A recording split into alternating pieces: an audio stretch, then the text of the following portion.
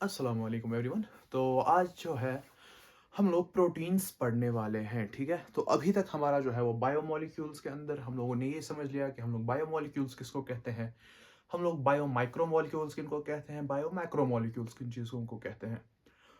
तो अब आज से हम लोग जो है वो प्रोटीन शुरू करने वाले हैं। लास्ट लेक्चर में जो है हमने अमाइनो एसिड्स का स्ट्रक्चर, उनका जो है वो क्लासिफिकेशन, वो सारी चीज़ें पढ़ ली थी, ठीक है। और उसके अलावा हमने ज्वेटर आयोनिक फॉर्म, वो सारी चीज़ें देख ली थी, ठीक है। तो उसके अलावा आज हम लोग जो है वो प्रोटीन्स शुरू करने वाले हैं, ठीक है। तो हमारा जो आज का टॉपिक है that is proteins.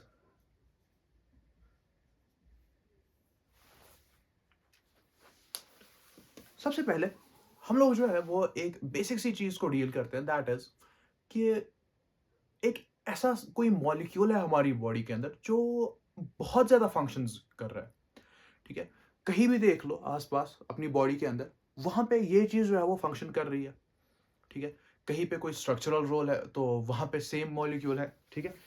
There is a molecule that is somewhere playing a structural role, ठीक है। कहीं पे ये एज अ स्ट्रक्चरल रोल है इसका, कि मतलब ये एक स्ट्रक्चरल इंटीग्रिटी प्रोवाइड करता है सेल को या फिर बॉडी को, ठीक है। कहीं पे जो है इसका फंक्शनल रोल है, कहीं पे एज अ सिग्नलिंग मॉलिक्यूल है, कहीं पे ये यही एज अ रिसेप्टर है, ठीक है। कहीं पे जो है ये एक हार्मोन है, कहीं पे जो है वो एक एंजाइम है, अलग अलग एक्टिविटीज है। तो ये मॉलिक्यूल आखिर है कौन? तो यही मॉलिक्यूल जो है हमारा प्रोटीन है, ठीक है। तो एक मॉलिक्यूल के अलग अलग वेरिएशंस, ठीक है, अलग अलग फंक्शंस परफॉर्म करती है हमारी बॉडी के अंदर। तो इसी चीज को है हम लोग प्रोटीन्स कहते हैं। तो प्रोटीन जो है अमाइनो एसिड्स के बाद ही क्यों आया? क्योंकि proteins are made up of amino acids. These are basically heteropolymers of amino acids, ठीक है। Shouldn't use this blue pen. Okay, so ये जो प्रोटीन है this is basically derived from A Greek word जिसको हम लोग कहते हैं प्रोटियोस। प्रोटियोस का मतलब क्या होता है? प्रिमिटिव या पुराना, जैसे हम लोग प्रोकैरियोट्स के अंदर कहते हैं, ठीक है, कि प्रिमिटिव या फिर पुराना, ठीक है। तो वैसे ही प्रोटीन जो है वो सबसे पुराने बायोमोलिक्यूल्स में से एक है, ठीक है। तो क्या होता है, हम लोगों ने ये कहा कि कोई भी फंक्शन है वहां पे कहीं ना कहीं प्रोटीन का रोल तो आ ही रहा है, चाहे वो ट्रांसपोर्ट, चाहे हमने पहले जो है वो स्ट्रक्चरल कहा, ठीक है। स्ट्रक्चरल जैसे हमारा जो साइटोस्केलेटन होता है उसमें, ठीक है। इसी तरीके से एंजाइमेटिक एक्टिविटीज, बहुत सारे एंजाइम्स, एक्चुअली सारे एंजाइम्स, ठीक है, इंक्लूडिंग राइबोजाइम्स, ठीक है। राइबोजाइम्स को थोड़ा सा एक्सक्लूड कर दो, तो उसके अलावा जो भी एंजाइम्स है दे आर ऑल प्रोटीन्स, ठीक है। उसके अलावा इनके जो है वो ये सिग्नलिंग मॉलिक्यूल्स हो सकते हैं, ठीक है, ये रिसेप्टर्स हो सकते हैं। यानी एक सेल जो है वो दूसरी सेल से बात कर रही है, तो इसकी जो लैंग्वेज है दैट इज अ प्रोटीन। ये जो बात कर रही है वो भी एक प्रोटीन है, जो है हमारा सिग्नलिंग मॉलिक्यूल है ये भी एक प्रोटीन है, और जो सिग्नलिंग मॉलिक्यूल को रिसीव करने वाला एंटीना है that's as well a protein. तो एक बहुत खतरनाक सा मॉलिक्यूल है, ठीक है। तो हमने जो है वो अब ये देखा कि इसके बहुत सारे फंक्शंस है, ठीक है। पूरी बॉडी के अंदर बहुत ज्यादा फंक्शंस करते हैं प्रोटीन्स। तो प्रोटीन्स बेसिकली क्या है? प्रोटीन्स आर हेटेरोपॉलीमर्स, ठीक है। दीज आर हेटेरोपॉलीमर्स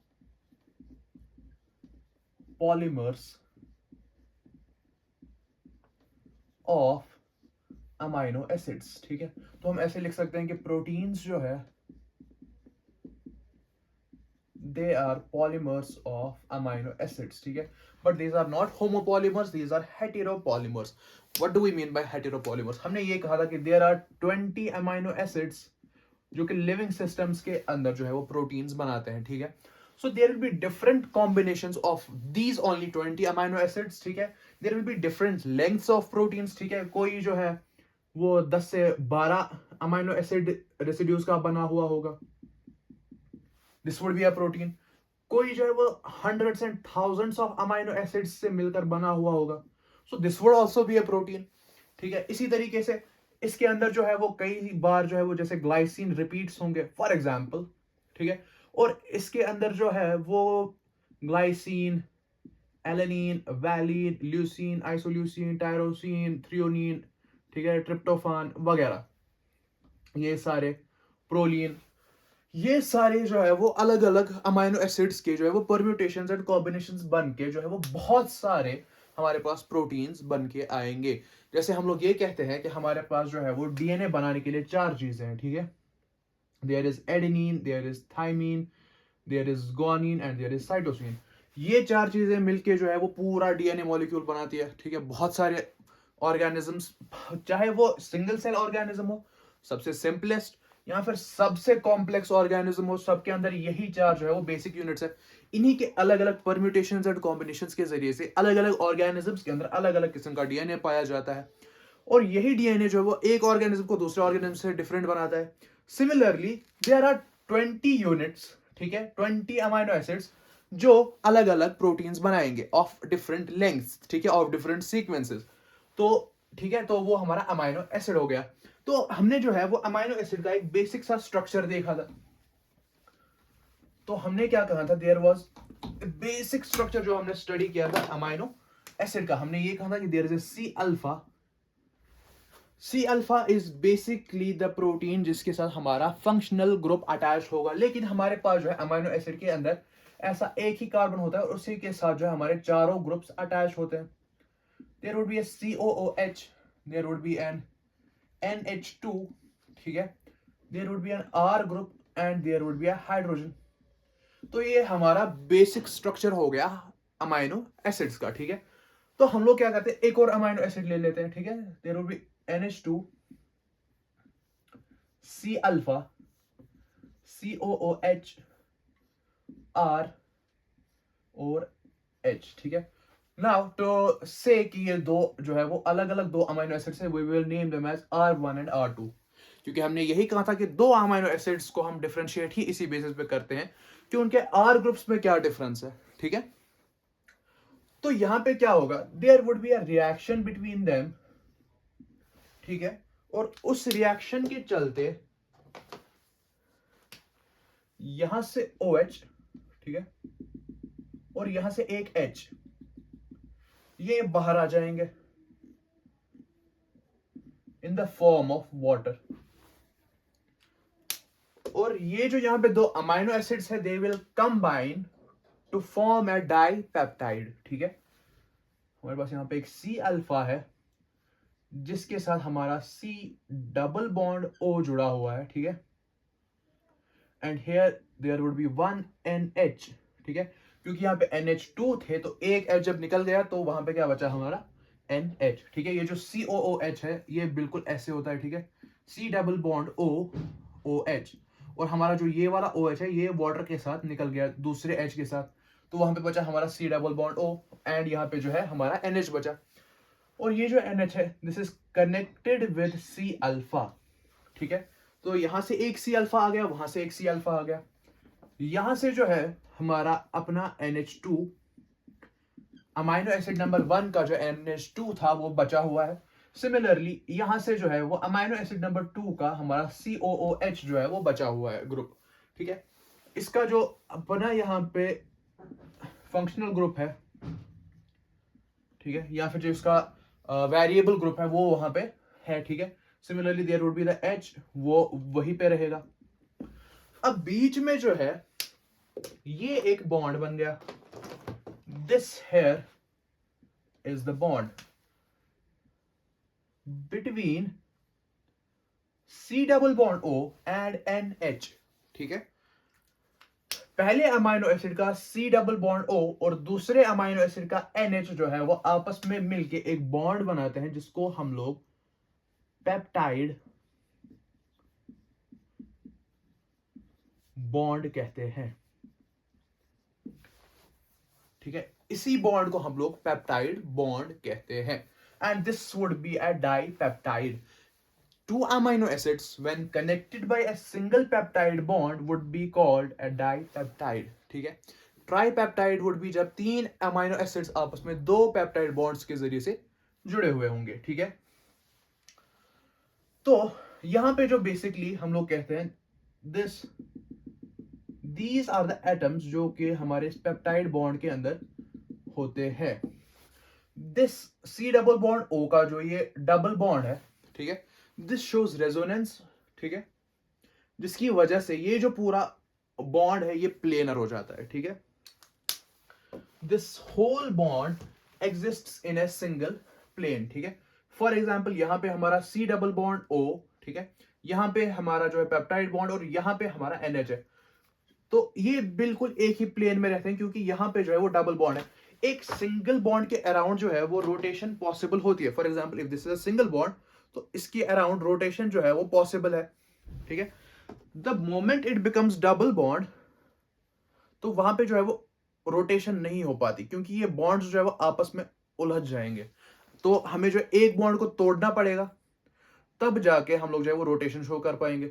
सो रोटेशनली जो है इस रेजोनेंस की वजह से ये प्लेनर हो जाता है और ये रोटेशनली रेस्ट्रिक्ट हो जाता है। यहां पे जो है वो कोई भी रोटेशन नहीं दिखा सकते। सो this is basically the peptide bond, ठीक है। इसी तरीके से यहां से ये फर्दर पेप्टाइड बॉन्ड दिखाएगा और यहां से ये फर्दर पेप्टाइड बॉन्ड शो कर सकता है। And this leads to the formation of a protein, ठीक है। यहां पे जो है वो अलग अलग अमाइनो एसिड्स आपस में जुड़ के एक प्रोटीन की शक्ल में हमारे सामने आते हैं, ठीक है। तो बेसिकली हमने क्या देखा, जब भी फॉर एग्जांपल ये हमारा एक अमाइनो एसिड है, ठीक है, इसका एक N टर्मिनल होगा, इसका एक C टर्मिनल होगा, and it will form A peptide bond with another amino acid. इसके बाद जो अमाइनो एसिड आएगा, he has no other way but to form a bond with this C double bond O। ये कहीं और जो है वो बॉन्ड नहीं बना सकता, ठीक है। तो this will lead to the formation of a linear and unbranched polypeptide chain, जिसको हम लोग प्रोटीन कहते हैं। दिस इज बेसिकली लीनियर, जिसको हम कहते हैं unbranched polypeptide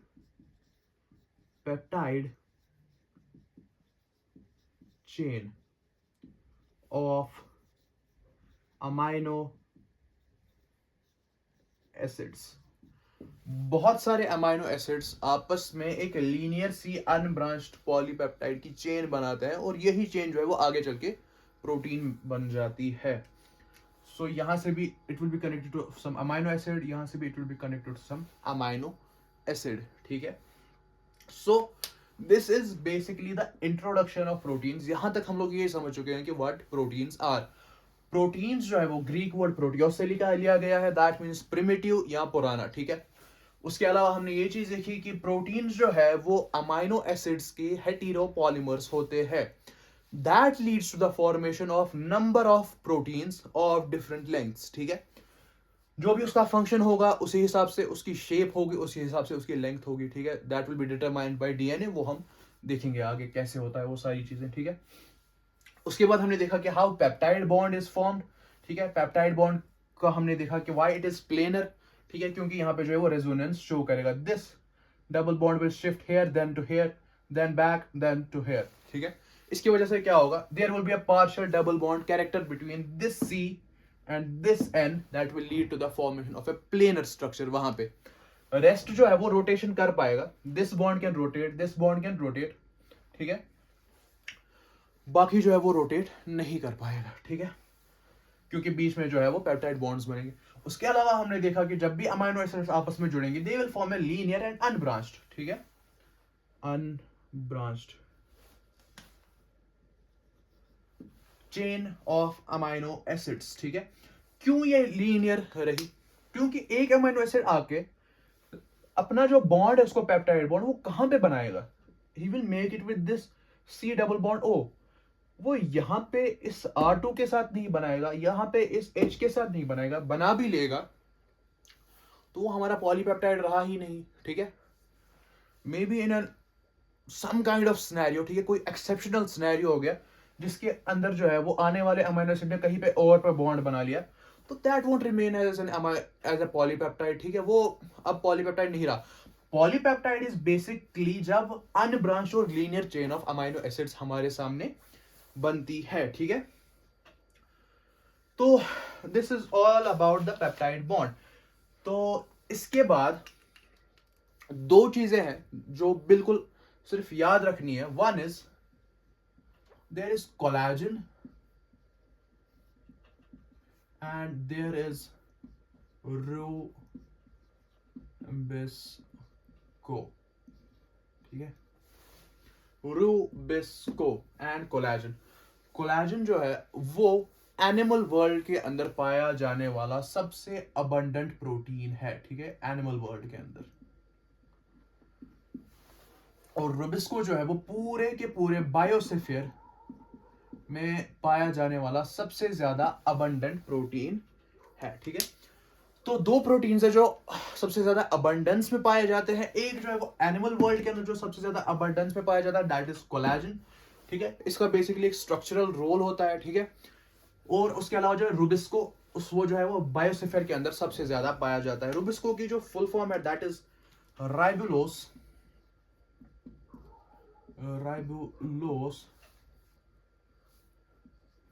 bis phosphate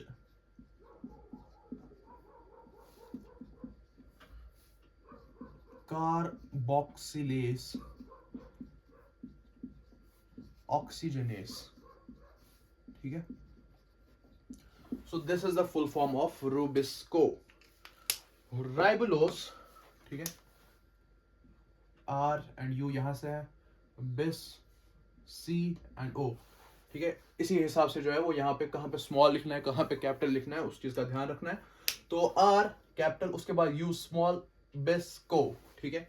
C stands for carboxylase, O stands for oxygenase, ठीक है। So these are the two protein जो बहुत ज्यादा अबंडेंस में पाए जाते हैं, ठीक है। अब इसके बाद जो है वो प्रोटीन्स के बारे में एक छोटा सा टेबल दिया हुआ है एनसीईआरटी के अंदर, जिसमें कुछ एग्जांपल्स दी गई है अलग अलग प्रोटीन्स की और उनके फंक्शंस के बारे में, ठीक है।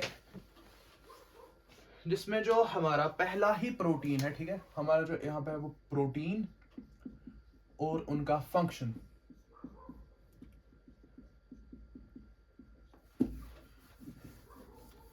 ठीक है। पहला जो हमारा प्रोटीन है वो दैट इज कोलेजन, ठीक है। कोलेजन के बारे में जो है वो इंट्रासेल्यूलर ग्राउंड सब्सटेंस लिखा हुआ है, ठीक है। इंटर सेल्यूलर ग्राउंड सब्सटेंस, ठीक है। बिटवीन द सेल्स एक ग्राउंड सब्सटेंस की तरह काम करने वाला एक प्रोटीन, ठीक है। दिस इज अ सेल, ठीक है, this is a cell here. तो इन दोनों के बीच में ऐसे इसको हम लोग कहते हैं एक्स्ट्रा सेल्यूलर मैट्रिक्स भी कह सकते हैं, ठीक है। तो इंटरसेल्यूलर दो सेल्स के बीच में एज अ ग्राउंड सब्सटेंस काम करने वाला प्रोटीन है हमारा कोलेजन, ठीक है। उसके बाद जो है वो ट्रिप्सिन, ट्रिप्सिन के बारे में एनसीईआरटी में लिखा है इट्स एन एंजाइम, ठीक है, इट्स अ डाइजेस्टिव एंजाइम, ठीक है। ट्रिप्सिन इज अ एंजाइम, ठीक है, इट्स अ डाइजेस्टिव एंजाइम। ये डाइजेस्टिव सिस्टम में होता था लेकिन रिमूव कर दिया गया है डाइजेस्टिव सिस्टम में। After that there is insulin, ठीक है। Insulin is a hormone, hormone is basically a signalling messenger that goes over long distances, ठीक है। एक जगह पे रिलीज होकर एक लंबी डिस्टेंस ट्रैवल करेगा और अपना काम कर देगा, ठीक है। उसके बाद जो है अपना आता है इसमें एंटीबॉडी, एंटीबॉडी, ठीक है। एंटीबॉडी क्या करती है, it fights against infectious agents, ठीक है, फाइट्स इन्फेक्शियस एजेंट्स बॉडी के अंदर कोई भी इंफेक्शन आ गया उसके खिलाफ लड़ने का काम एंटीबॉडी करेगी। सिर्फ एंटीबॉडी नहीं होती है, बी सेल, टी सेल, बहुत सारी चीजें होती है, but antibody is one of the proteins जो सिर्फ एक प्रोटीन होता है, ठीक है। It acts as a receptor sometimes, और कभी कभी क्या करता है, ये एनहांस कर देता है बाकी सेल्स के फंक्शंस को against a particular infectious agent, या जिसको हम एंटीजन कहते हैं, ठीक है। एंटीजन इज एनी सब्सटेंस जो जिसके साथ जो है वो एंटीबॉडी बाइंड कर लेगी। अभी के लिए इतना काफी है समझना, ठीक है। उसके अलावा जो है वो रिसेप्टर, रिसेप्टर क्या करेगा, receptor is basically signalling molecules को, जो भी प्रोटीन जो है वो रिसीव करेगा उसको हम लोग रिसेप्टर कहते हैं। फॉर एग्जाम्पल एक सेल है,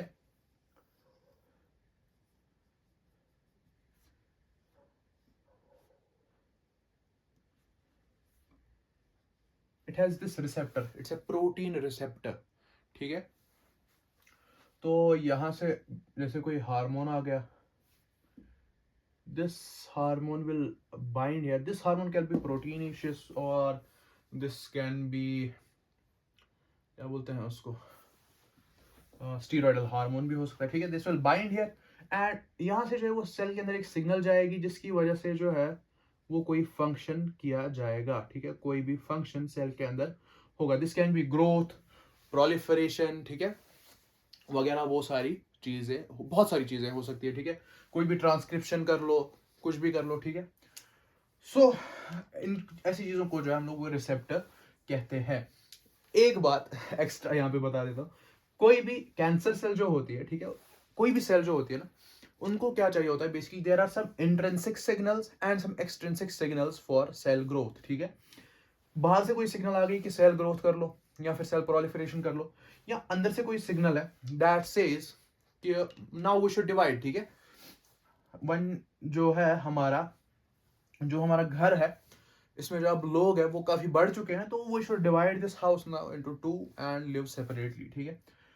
ये एक नॉर्मल सेल में होता है, इट्स वेरी रेगुलेटेड, ठीक है। लेकिन एक कैंसर सेल क्या करती है, इट बेसिकली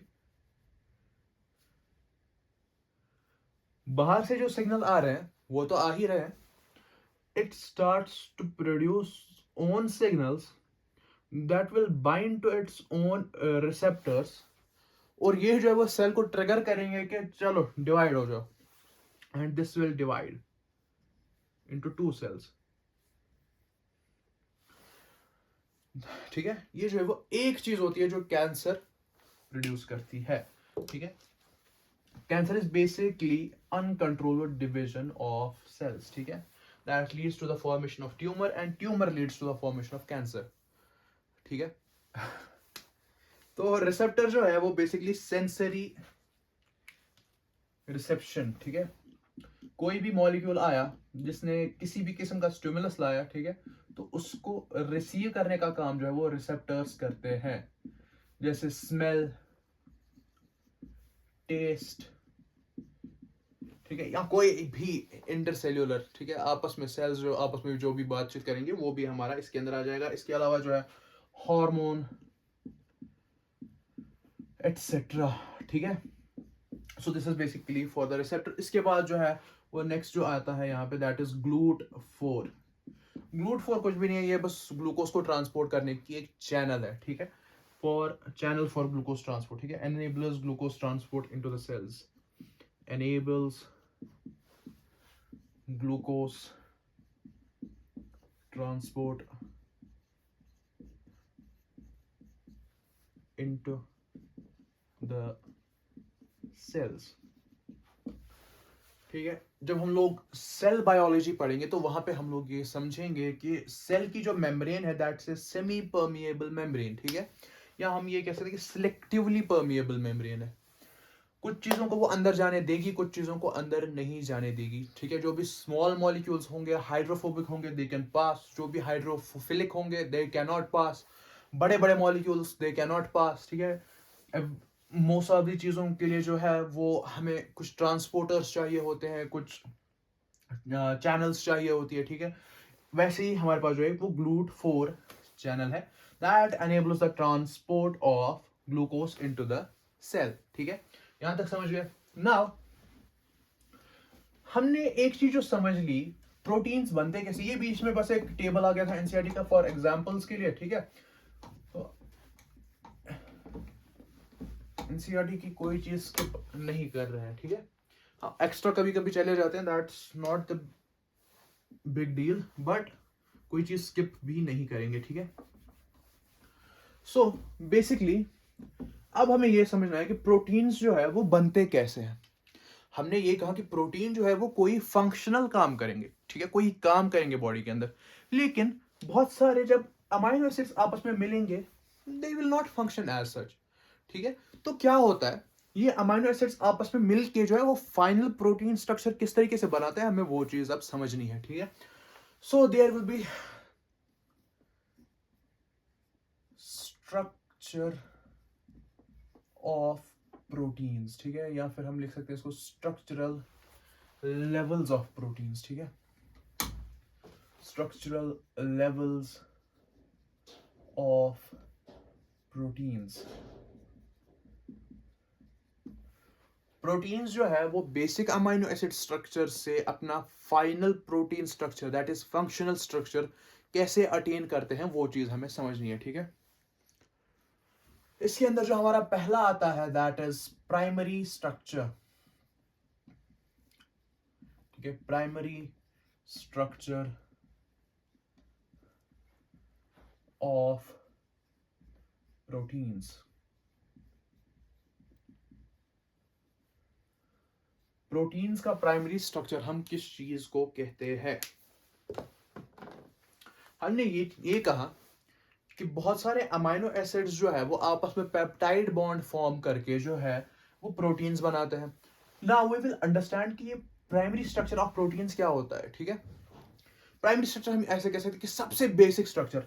अगर हमारे पास एक प्रोटीन है, पूरा का पूरा फंक्शनल प्रोटीन दिया हुआ है, ठीक है, हम लोग क्या करेंगे, जैसे हम लोग एक टर्म सुनते हैं रिवर्स इंजीनियरिंग, ठीक है, तो इसको जो है वो हम लोग थोड़ा सा सिंप्लीफाई करेंगे and we will see there are some secondary structures, ठीक है। जब हम लोग इससे भी सिंप्लीफाई करते हैं तो we see that there are these are just some amino acids that are connected to each other by peptide bonds, ठीक है। सो ये हमारा एक कॉम्प्लेक्स प्रोटीन है that is a functional protein, और उससे हमने थोड़ा सा सिंपलर किया, फिर उससे थोड़ा सा सिंपल किया। So this is our primary structure of proteins. So what do we mean by primary structure? Primary structure means nothing but simply amino acids की sequence, ठीक है, sequence of amino acids, ठीक है, sequence of amino acid is the protein structure, primary protein structure, ठीक है। So primary protein structure is basically sequence of amino acids, ठीक है। अब जब हमने पेप्टाइड बॉन्ड्स देखे थे, ठीक है, तो हमने वहां पे एक चीज जो नोटिस की कि एक अमाइनो एसिड जब दूसरे अमाइनो एसिड के साथ बाइंड करेगा, ठीक है, वाया पेप्टाइड बॉन्ड, तो इसका जो है वो एन टर्मिनल फ्री रहेगा, दैट इज इसका जो NH2 वाला साइड है ये फ्री रहा, और इसका NH2 वाला जो साइड है that got engaged in the peptide bond, ठीक है। सो अगर ये आगे और अभी करेगा, अपनी पेप्टाइड बॉन्ड्स बनाएगा, ठीक है, तो ये चाहे हजारों पेप्टाइड बॉन्ड्स भी बना ले, तब भी एंड पे जो है इसका COOH साइड जो है वो एक तो अनबाउंड रहेगा, ठीक है। So there will be two terminals, दो एंड्स होंगे, इसके बीच में चाहे कितने भी अमाइनो एसिड्स आए, हजारों अमाइनो एसिड्स आ जाए बीच में, वो आपस में पेप्टाइड बॉन्ड्स बना ले, लेकिन दो साइड्स पे जो है वो दो फ्री ग्रुप्स तो रहेंगे, क्योंकि जो हमारा पहला अमाइनो एसिड होगा उसका NH2 ग्रुप तो हमेशा फ्री रहेगा, और जो हमारा लास्ट अमाइनो एसिड होगा उसका COOH ग्रुप जो है वो हमेशा फ्री रहेगा, ठीक है। So this terminal of the protein where there is a free NH2 group, ठीक है, इसको जो है हम लोग एन टर्मिनल कहते हैं, N terminal. And this side of the protein, the right side of the protein sequence, जहां पे हमारा फ्री COOH ग्रुप है, इसको हम लोग C टर्मिनल कहते हैं, ठीक है। और प्रोटीन की जो सीक्वेंस है it is read from N terminal to C terminal, ठीक है, sequence from N to C terminal.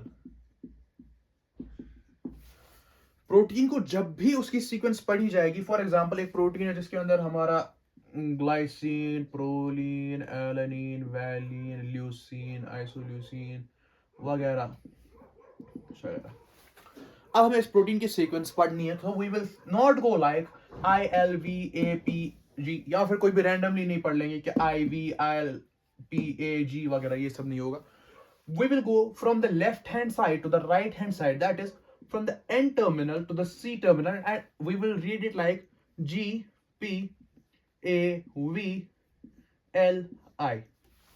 ऐसे इसको पढ़ा जाएगा सीक्वेंस को, ठीक है।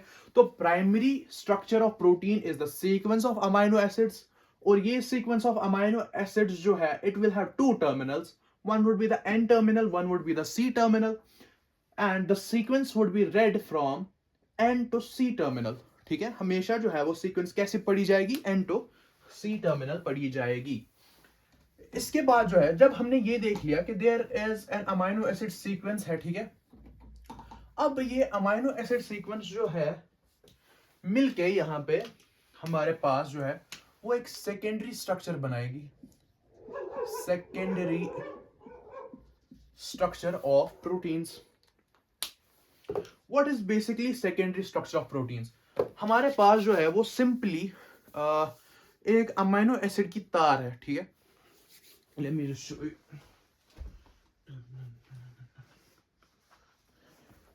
ठीक है, अगर हम इसकी बात करें, ये जो मेरे दो हाथों के बीच में है, this is the primary structure, ठीक है।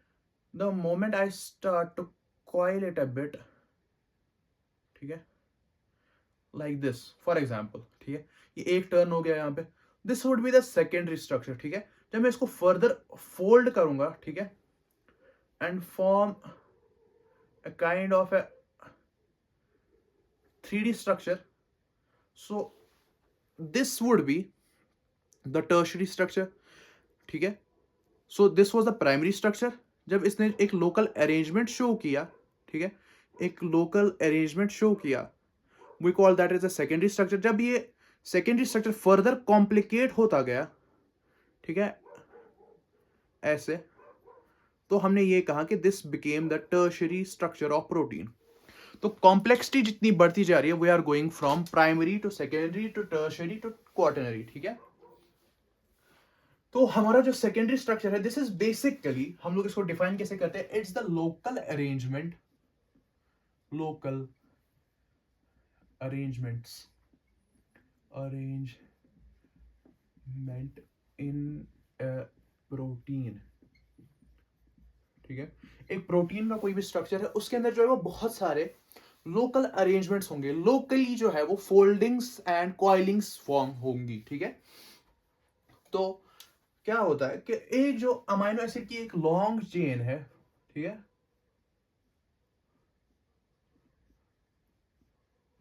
this is a long chain of amino acids and it begins to fold upon itself, ठीक है। जैसे एक जो हमारा स्ट्रक्चर होता है, that is called the alpha helix, ठीक है। For example this is the helix, ठीक है, राइट हैंडेड हेलिक्स जब होगा तो उसको हम अल्फा हेलिक्स कहेंगे। So these are basically amino acids जो आपस में ही कॉइलिंग फॉर्म कर रहे हैं, ठीक है।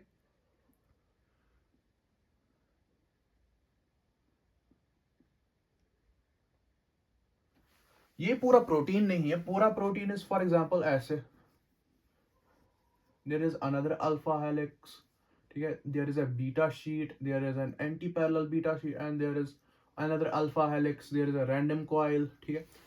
ये पूरा हमारा प्रोटीन है। जब हम इस प्रोटीन के अंदर एक लोकल अरेंजमेंट को फोकस करेंगे, फॉर एग्जांपल हमने लिया, हम लोग जो इस चीज पे फोकस कर रहे हैं, this would be a secondary structure, या हम लोग यहां पे फोकस कर रहे हैं, this is a secondary structure, या हम लोग इस पे फोकस कर रहे हैं, we will call this as a secondary structure, ठीक है। या हम लोग इस चीज पे फोकस कर रहे हैं, we will call this as a secondary structure, कि ये एक रैंडम कॉइल है, ठीक है। तो the more the complex the protein is becoming, हम लोग ये कह रहे हैं कि इसका जो स्ट्रक्चर है वो ज्यादा से ज्यादा, हम लोग कह रहे हैं कि लेवल्स बढ़ रही है, ठीक है। जब तक हम लोग सिर्फ एक अमाइनो एसिड सीक्वेंस ले रहे थे, इट वाज प्राइमरी स्ट्रक्चर। जब इस प्राइमरी स्ट्रक्चर ने आपस में कुछ लोकल अरेंजमेंट्स फॉर्म किए, तो वी सेड कि this is the secondary structure, ठीक है। This secondary structure is basically, इसमें जो प्राइमरी फोर्स है जो इसको स्टेबलाइज करता है, दैट इज हाइड्रोजन बॉन्डिंग। तो ये हाइड्रोजन बॉन्डिंग क्या भला है? This is basically, there is a donor of hydrogen and there is an acceptor of hydrogen, ठीक है। और वो आपस में क्या कहते हैं, there is a partial positive negative charge, ठीक है। सिंपल वर्ड्स में I will make a short of it, ठीक है। हाइड्रोजन बॉन्ड्स का मैं एक शॉर्ट रिलीज कर दूंगा, ठीक है। तो क्या होता है कि there is a basically there is an electronegative atom जिसके साथ दूसरा एक हाइड्रोजन बॉन्ड होगा, और यहां से एक और हाइड्रोजन आएगा। For example this is from water, let me just take an example of water, alright. तो क्या होगा,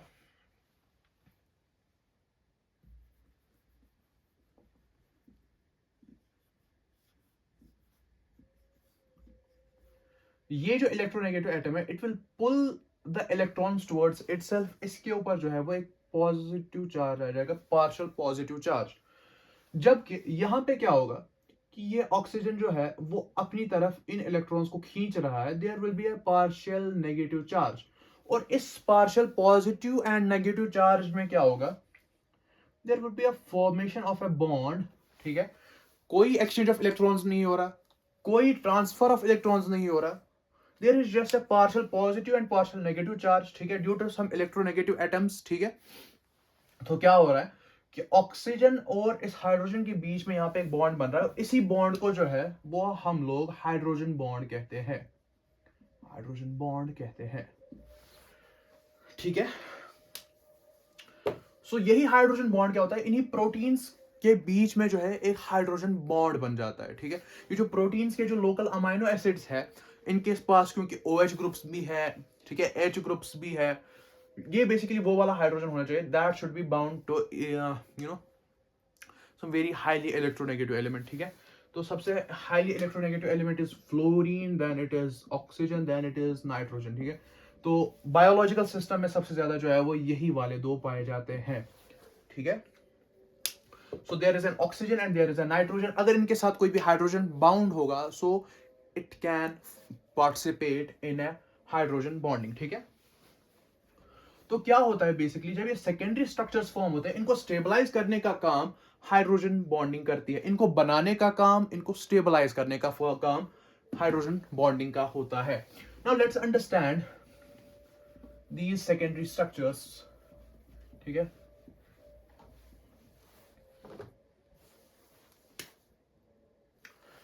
सेकेंडरी स्ट्रक्चर्स के कुछ टाइप्स है, ठीक है। फॉर एग्जांपल हमारे पास जो है वो अल्फा हेलिक्स है, ठीक है।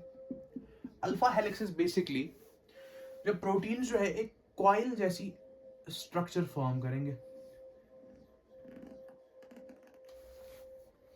प्रोटीन्स कॉइल जैसी स्ट्रक्चर फॉर्म कर रहे हैं, and it's a right handed helix, right handed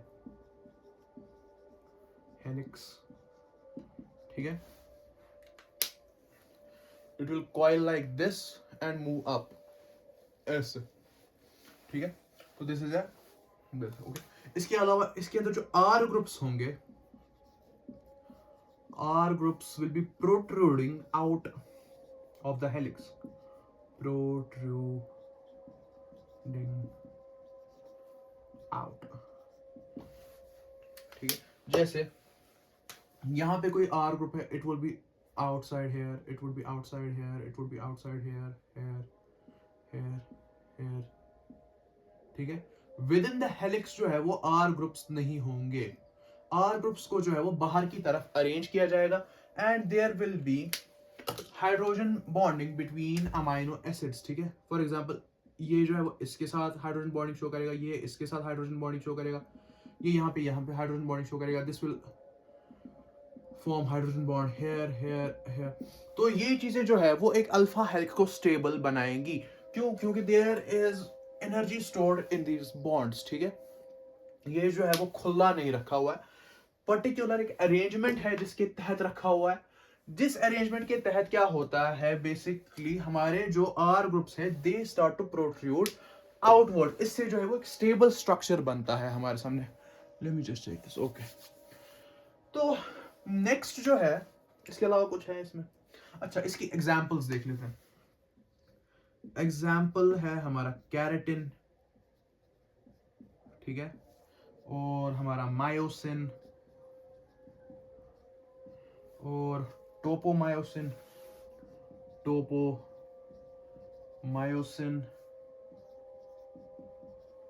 fibrin etcetera. ये जो है वो सारे प्रोटीन जो है वो अल्फा हेलिकल स्ट्रक्चर शो करते हैं, ठीक है। सो अल्फा हेलिक्स हम लोगों ने देख लिया, it's basically forming a coil like structure. इसको स्टेबलाइज करने का काम हाइड्रोजन बॉन्ड्स करेंगे, ठीक है। इसके अंदर जो आर ग्रुप्स हैं वो जो है वो प्रोट्रूड करेंगे बाहर की तरफ। इसकी कुछ एग्जांपल्स जो हमने देखी, दैट्स केराटिन जिससे हमारे बाल नाखून वगैरह बनते हैं, मायोसिन जो है वो मसल्स के अंदर होता है, टोपोमायोसिन और फाइब्रिन वगैरह, ठीक है। So this was basically alpha helix, ठीक है। इसको यहीं पे रख लेते हैं, ये है हमारा अल्फा हेलिक्स, ठीक है। इसके बाद जो नेक्स्ट आएगा that would B beta sheets. जब प्रोटीन्स को अमाइनो एसिड के एक पॉलीपेप्टाइड चेन को अरेंज किया जाएगा लाइक शीट्स, ठीक है, शीट्स की तरह बिछा दिया जाएगा, तो हम लोग कहेंगे कि दीज आर बीटा शीट्स, ठीक है। फॉर एग्जाम्पल ऐसे एक अमाइनो एसिड सीक्वेंस है, ठीक है। इसी तरीके से यहाँ पे एक और अमाइनो एसिड सीक्वेंस है, इस तरीके से यहाँ पे एक और अमाइनो एसिड सीक्वेंस है, and these amino acid sequences are bound to each other by hydrogen bonds, ठीक है। There are hydrogen bonds here and there formed, ठीक है। तो ऐसे जब अरेंजमेंट एक होगा प्रोटीन्स के अंदर, जो एक लोकल अरेंजमेंट होगा, ठीक है, यहाँ पे जो है वो हेलिक्स की शेप नहीं है, बल्कि प्रोटीन जो है वो बिछे हुए हैं, ठीक है, एक बिछी हुई शेप जैसी है, और आपस में जो है हाइड्रोजन बॉन्डिंग शो कर रहे हैं। ऐसे लोकल अरेंजमेंट को जो है हम लोग बीटा प्लीटेड शीट्स कहेंगे या फिर बीटा शीट्स कहेंगे, ठीक है। Let me not rub this. तो बीटा शीट्स जो है वो बेसिकली दो तरह की होती है। One is parallel beta sheet, another is anti parallel beta sheets, ठीक है, एंटी पैरेलल बीटा शीट्स, ठीक है। पैरेलल बीटा शीट्स के अंदर क्या होगा कि एक प्रोटीन है, इसके अंदर जो एन टर्मिनल है एंड जो सी टर्मिनल है, इसी के साथ जो दूसरा हमारा अमाइनो एसिड सीक्वेंस होगी that would be also N to C, ठीक है। सो प्रोटीन के अंदर एक लोकल अरेंजमेंट है जहां पे जो बीटा शीट है it is parallel because the two have the same orientation, ठीक है। यहां पे क्या है, सेम ओरिएंटेशन है।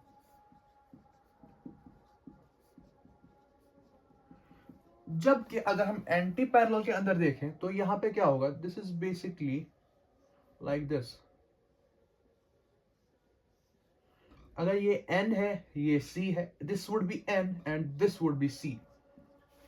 यहाँ पे क्योंकि सेम ओरिएंटेशन है, यहाँ पे अपोजिट ओरिएंटेशन है।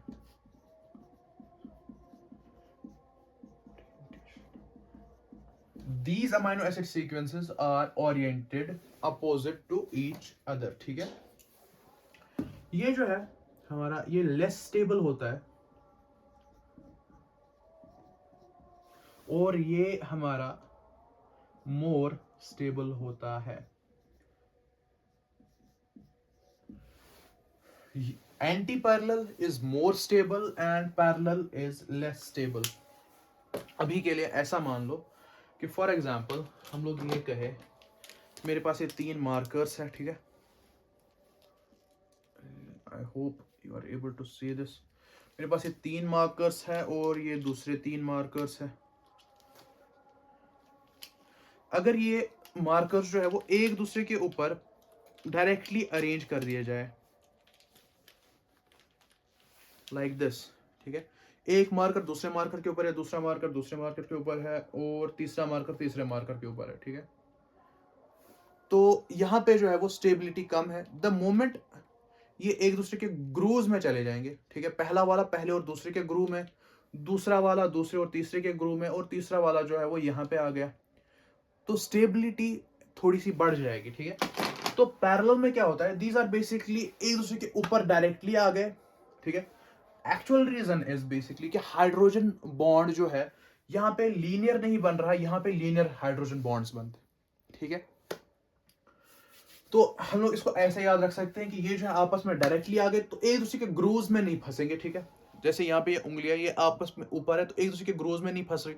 द मोमेंट हम लोग एंटी पैरेलल बीटा शीट्स लेते हैं, ये एक दूसरे के ग्रूव्स में फंस जाती है and they can't move. The hydrogen bond that is stabilising here and here, ठीक है, यहाँ वाला हाइड्रोजन बॉन्ड इसको ज्यादा स्टेबलाइज करेगा, यहाँ वाला हाइड्रोजन बॉन्ड इसको स्टेबलाइज उतना नहीं कर पाएगा, ठीक है। इसका जो एग्जाम्पल है दैट इज बीटा कैरेटिन, ठीक है, बीटा कैरेटिन। और इसकी जो एग्जाम्पल है एंटी पैरेलल बीटा शीट्स की दैट इज फाइब्रोनिन, ठीक है, फाइब्रोनिन ऑफ सिल्क,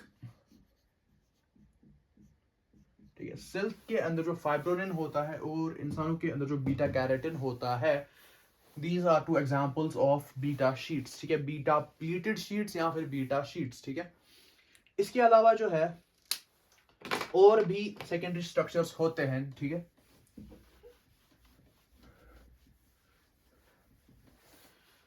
तो यहां पे हम लोग एक और लिख लेते हैं दैट इज कोलेजन या ट्रिपल हेलिक्स, ठीक है, ट्रिपल हेलिक्स क्या होता है बेसिकली, 3 अमाइनो एसिड के पॉलीपेप्टाइड्स आके आपस में जो है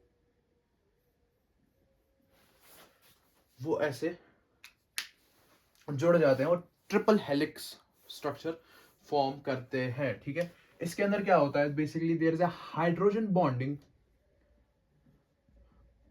बिटवीन हाइड्रोक्सीप्रोलीन, ठीक है, प्रोलीन के ऊपर एक OH ग्रुप जुड़ा हुआ है तो हम लोग कहेंगे this is a hydroxyproline and proline.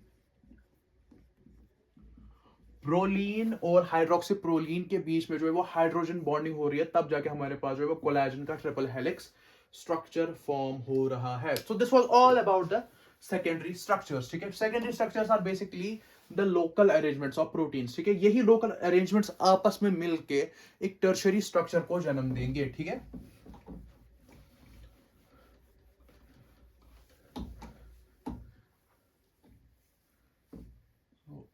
Here would be the tertiary structure, ठीक है, tertiary स्ट्रक्चर ऑफ प्रोटीन्स। यहां पे क्या होगा कि फर्दर कॉइलिंग होगी, ठीक है, फर्दर कॉइलिंग होगी, ठीक है। There would be a 3D structure of protein,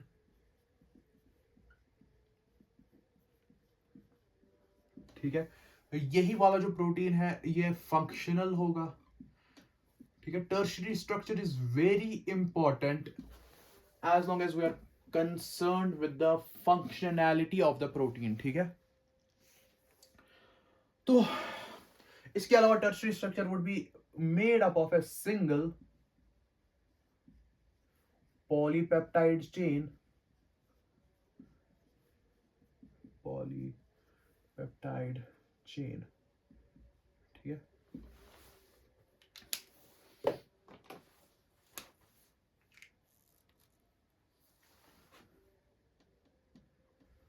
folding की वजह से जो है अमाइनो एसिड्स आपस में नजदीक आ जाते हैं, brings amino acids close to each other. इस पॉइंट के बारे में हम लोग जो है वो इन डिटेल अभी डिस्कस करेंगे कि what do we mean by amino acid जो है वो आपस में क्लोज आ जाते हैं, क्योंकि ये चीज तो हमने अभी सेकेंडरी स्ट्रक्चर में भी देख ली कि अमीनो एसिड्स जो है वो आपस में क्लोज आ जाते हैं। ठीक है, इसको स्टेबलाइज कौन करता है? इसको स्टेबलाइज करेगा हाइड्रोजन बॉन्डिंग। ठीक है, ionic interactions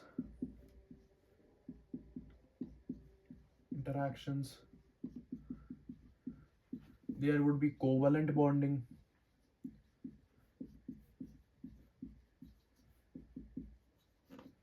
there would be van der Waals interactions, ठीक है, van der Waals interactions etc. and जो सबसे important interaction है that would be hydrophobic interactions, जो एक प्रोटीन के टर्शरी स्ट्रक्चर के फॉर्मेशन में हेल्प करेंगे, that would be hydrophobic interactions, the most important interaction in formation of the tertiary structure of the protein. Hydrophobic interaction basically ये होता है, there is no interaction between two amino acids as hydrophobic interaction actual में। ठीक है, अब ये बोला जाता है कि there is a hydrophobic interaction, actual में ऐसा कुछ नहीं होता। एक्चुअल में क्या होता है कि बहुत सारे जो हाइड्रोफोबिक अमीनो एसिड्स है या हाइड्रोफोबिक कोई भी बायोमोलिक्यूल है या फिर कोई भी मॉलिक्यूल है दैट इज हाइड्रोफोबिक, तो वो क्या करेंगे, उनको जो है वो पानी, ये खुद आपस में क्लोज नहीं आते बल्कि पानी क्या करता है, पानी इनको क्लोज लेके आता है। ठीक है, to reduce the surface area that is interacting with the water, और ऐसी इंटरैक्शन को हम लोग हाइड्रोफोबिक इंटरैक्शन कहते हैं। Amino acids for example protein के मामले में जब हम टर्शियरी स्ट्रक्चर में कहते हैं कि हाइड्रोफोबिक इंटरैक्शंस, जो अमीनो एसिड्स जो है वो हाइड्रोफोबिक नेचर के होंगे। ठीक है, नॉन पोलर अमीनो एसिड्स, ठीक है, या जो हाइड्रोफोबिक अमीनो एसिड्स जो भी होंगे हमारे, when they will come together close to each other to avoid facing water. ठीक है, फॉर एग्जाम्पल ये है मेरे पास, ठीक है, दीज मान लो कि ये जो है वो सारे हाइड्रोफोबिक अमीनो एसिड्स है और ये जो है वो प्रोटीन के अंदर छुप गए, और बाकी जो सारे हाइड्रोफिलिक अमीनो एसिड्स है वो बाहर की तरफ रह गए, they will interact with the water freely, कोई मसला नहीं है, लेकिन ये जो है वो अंदर की तरफ छुप गया। ठीक है, they form the core of the protein. ठीक है, और यही जो है वो सबसे बड़ा ड्राइविंग फोर्स होता है to form the tertiary 3D structure of the protein. ठीक है, अगर ये टर्शियरी स्ट्रक्चर जो है वो लॉन्ग थ्रेड्स की शक्ल में है, लॉन्ग थ्रेड्स की शक्ल में आ गया, we would say this protein, ठीक है, लॉन्ग थ्रेड्स की शक्ल में अगर है, we would say this is a fibrous protein. ठीक है, this is a fibrous protein. लेकिन अगर यही प्रोटीन एक कंपैक्ट शक्ल में आ गया हमारे पास, इसका tertiary structure, it's a compact protein. ठीक है, we will call it a globular protein, globular protein. ठीक है,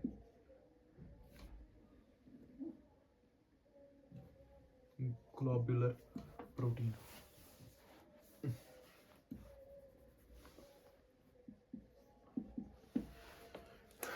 एक प्रोटीन जो है वो थ्रेड्स की शक्ल में, उसने अपना टर्शियरी स्ट्रक्चर बना लिया, we will call it a fibrous protein. इसने जो है एक ग्लोब्यूल बना लिया, ठीक है, तो we will call that as a globular protein, एक कंपैक्ट स्ट्रक्चर बना लिया। ठीक है, now coming to this point कि folding brings amino acids closer and that is how it becomes functional. For example, हम लोग जो है वो कल इंशाल्लाह जो है वो अमाइनो एसिड्स पढ़ने वाले हैं। ठीक है, फॉर एग्जाम्पल एक प्रोटीन की सीक्वेंस है, इट्स लाइक दिस,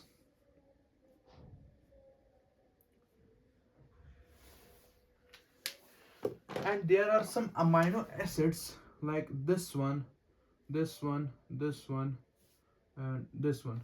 ठीक है, ये 1 2 3 4 अमाइनो एसिड्स मिलकर एक फंक्शनल डोमेन बनाएंगे, एक फंक्शनल जगह बनाएंगे एक एंजाइम के अंदर। ठीक है, जिसको हम कह सकते हैं कि सबस्ट्रेट बाइंडिंग साइट बनाएंगे, लेकिन ये दूर दूर है तो सबस्ट्रेट बाइंडिंग साइट नहीं बन पाएगी। So what will happen, there would be a formation of secondary structure and there would be a formation of tertiary structure, और tertiary structure के अंदर ऐसे अरेंज होया जाएगा, ठीक है, जिसके तहत ये जो सारे अमाइनो एसिड्स थे जो आपस में दूर दूर थे ये क्लोज आ जाएंगे। ये जैसे पहला वाला यहां आ गया, दूसरा वाला यहां आ गया, तीसरा वाला यहां आ गया और चौथा वाला यहां आ गया। Now when the substrate will come, this will help in the binding of the substrate. और अगर ये वाला 3D अरेंजमेंट नहीं हुआ, this particular 3D arrangement is not achieved, तो उसकी वजह से हमारा जो प्रोटीन है वो फंक्शनल नहीं रह पाएगा, ठीक है। Protein will not be functional अगर this particular 3D structure is not obtained. तो जो फंक्शनली प्रोटीन्स जो हमें जरूरत है, जो अमाइनो एसिड्स हमें एक फंक्शन के लिए जरूरत है, उनको क्लोज लाने का काम यही 3D स्ट्रक्चर करता है और इस प्रोटीन को फंक्शनल बनाता है, ठीक है। किसी भी प्रोटीन के फंक्शनल होने के लिए उसका परफेक्ट 3D स्ट्रक्चर, ठीक है, बनना जरूरी है। अब हमारा यहां पे 3D स्ट्रक्चर खत्म हो जाता है, ठीक है। Now coming to the next, that is quaternary structure, ठीक है।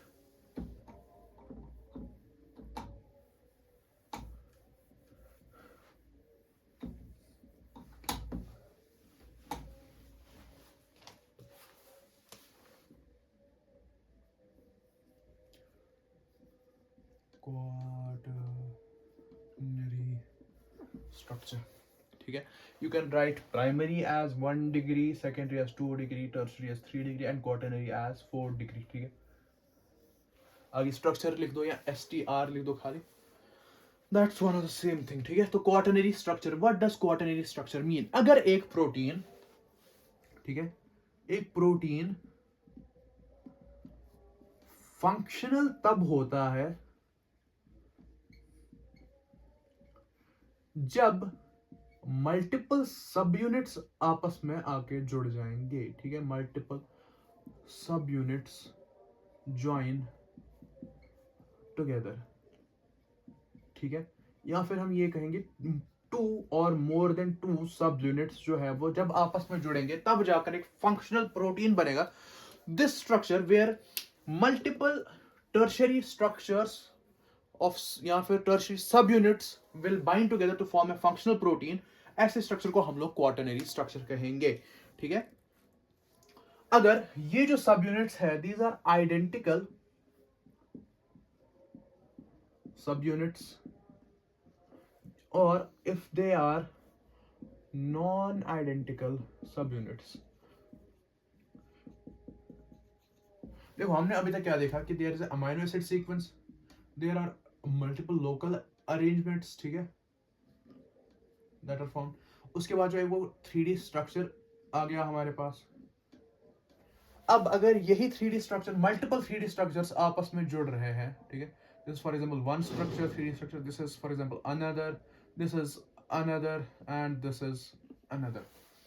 फॉर एग्जांपल यहाँ पे जो है 4 सब यूनिट्स जो है वो आपस में जुड़ रहे हैं and this becomes a functional protein. ऐसे जो है ये फंक्शनल नहीं हो पा रहा, तो हम लोग कहेंगे कि दिस इज द क्वाटरनरी या फिर 4 degree structure of the protein, जब मल्टीपल सब यूनिट्स आपस में जुड़ जाएंगे और हर सब यूनिट का अपना अपना एक टर्शरी स्ट्रक्चर है, ठीक है। तो अगर बहुत सारे मल्टीपल आइडेंटिकल सब यूनिट्स जो है वो आपस में जुड़ रहे हैं या फिर नॉन आइडेंटिकल सब यूनिट्स आपस में जुड़ रहे हैं, अगर आइडेंटिकल है we will call that as homogenous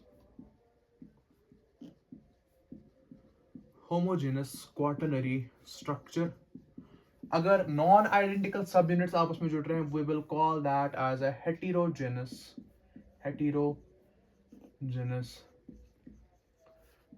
quaternary structure, ठीक है। सो हमने क्या देखा कि अगर आइडेंटिकल सब यूनिट्स आपस में जुड़ के एक क्वाटरनरी स्ट्रक्चर बना रहे हैं तो हम लोग ये कहेंगे कि this is a homogeneous quaternary structure of a protein.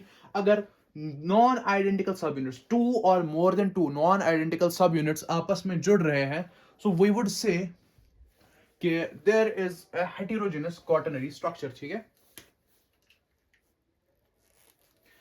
इसकी एग्जांपल में लिख लो phosphorylase, phosphorylase. Phosphorylase is basically an enzyme, ठीक है. Phosphorylase एक एंजाइम है that shows homogeneous quaternary structure, ठीक है. इसके अलावा यहाँ पे जो है हम लोग ये लिख सकते हैं हीमोग्लोबिन, ठीक है. हीमोग्लोबिन अडल्ट के अंदर जो है वो 2 अल्फा और 2 बीटा सब यूनिट्स पाए जाते हैं हीमोग्लोबिन के. जबकि अगर हम फीटल में देखें, ठीक है, दिस इज फॉर अडल्ट, ठीक है. अगर हम कहें फीटल, जब एक फीटस है उसके अंदर जो हीमोग्लोबिन है it has 2 alpha and 2 gamma सब यूनिट्स, ठीक है. तो यहां पे जो है जो भी सब यूनिट्स आपस में जुड़ेंगी they will be same sub units, ठीक है. सेम प्रोटीन होगा, मल्टीपल सब यूनिट्स होंगे but they will be same sub units, ठीक है. सेम प्रोटीन, उसका सेम प्राइमरी स्ट्रक्चर होगा, उसका सेम सेकेंडरी स्ट्रक्चर होगा, उसका सेम टर्शियरी स्ट्रक्चर होगा and then they will come together, ठीक है, and form the 4 degree structure, that's a quaternary structure. लेकिन जो नॉन आइडेंटिकल सब यूनिट्स, जैसे यहां पे हम लोग देख रहे हैं कि 2 अल्फा और 2 beta, alpha and beta are not identical, they are different. उनका प्राइमरी स्ट्रक्चर भी डिफरेंट है, उनका सेकेंडरी भी डिफरेंट है, उनका टर्शियरी स्ट्रक्चर भी डिफरेंट है, ठीक है. और ये आपस में जुड़ के एक फंक्शनल प्रोटीन बना रहे हैं that we call as haemoglobin, ठीक है. तो इसको हम लोग जो है हेटेरोजेनस टर्शियरी या क्वाटरनरी स्ट्रक्चर कहेंगे. So this basically ends here. लेकिन एक पॉइंट जो मैं बताना भूल गया था, दैट वाज कि जो ये क्वाटरनरी स्ट्रक्चर है इसके अंदर जो स्टेबलाइजेशन है या फिर फॉर्मेशन है, ठीक है, फॉर्मेशन एंड स्टेबलाइजेशन,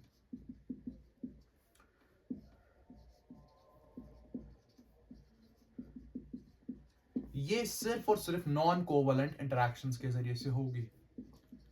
चाहे वो हाइड्रोजन बॉन्डिंग हो, चाहे वो हाइड्रोफोबिक इंटरेक्शंस हो, चाहे वैंडरवॉल हो, लेकिन कोवलेंट नहीं होंगी, ठीक है. कोवलेंट नहीं होंगी. कोई पेप्टाइड बॉन्ड फॉर्म नहीं होगा, कोई डाइसल्फाइड लिंकेज फॉर्म नहीं होगी, ठीक है. उस चीज को जो है हम लोग क्वाटरनरी स्ट्रक्चर कहते हैं, ठीक है. So this was all about proteins. कल से जो है इंशाल्लाह हम लोग एंजाइम्स शुरू करेंगे. तो आज जो है हमारा प्रोटीन्स पूरा खत्म हो गया. उम्मीद करता हूँ कि आप लोग सब कुछ इसमें समझ चुके होंगे, ठीक है. वाई प्रोटीन्स आर इंपॉर्टेंट, ठीक है, वो सारी चीजें देख ली है हमने. तो कल से जो है वो इंशाल्लाह एंजाइम शुरू करेंगे. थोड़ा सा टिपिकल टॉपिक है लेकिन मजेदार है काफी, ठीक है.